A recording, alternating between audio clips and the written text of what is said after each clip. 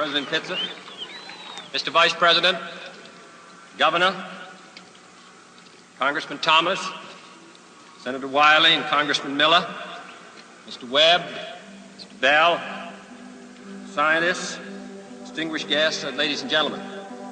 I appreciate your President having made me an honorary visiting professor, and I will assure you that my first lecture will be very brief.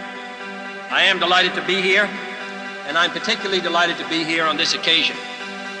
We meet at a college noted for knowledge, in a city noted for progress, in a state noted for strength, and we stand in need of all three.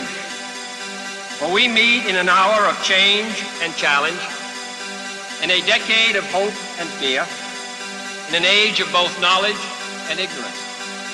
The greater our knowledge increases, the greater our ignorance unfolds. Despite the striking fact that most of the scientists that the world has ever known are alive and working today, despite the fact that this nation's own scientific manpower is doubling every 12 years in a rate of growth more than 3 times that of our population as a whole. Despite that, the vast stretches of the unknown and the unanswered and the unfinished still far outstrip our collective comprehension. No man can fully grasp how far and how fast we have come. But condense, if you will, the 50,000 years of man's recorded history in a time span of but a half a century. Stated in these terms, we know very little about the first 40 years, except at the end of them, advanced man had learned to use the skins of animals to cover them. Then about 10 years ago, under this standard, man emerged from his caves to construct other kinds of shelter. Only 5 years ago, man learned to write and use a cart with wheels. Christianity began less than 2 years ago. The printing press came this year. And then less than 2 months ago, during this whole 50-year span of human history, the steam engine provided a new source of power. Newton explored the meaning of gravity.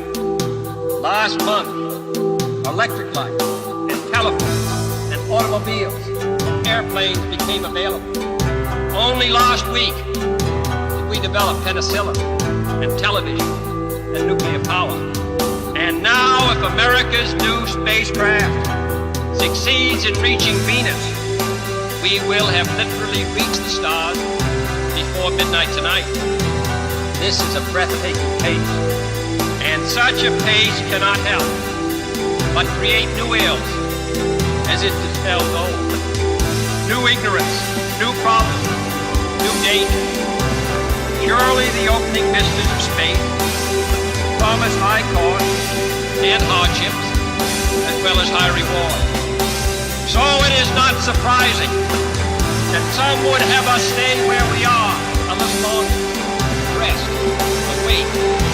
But this city of Houston, this state of Texas, this country of the United States was not built by those who waited and rested and wished to look behind them.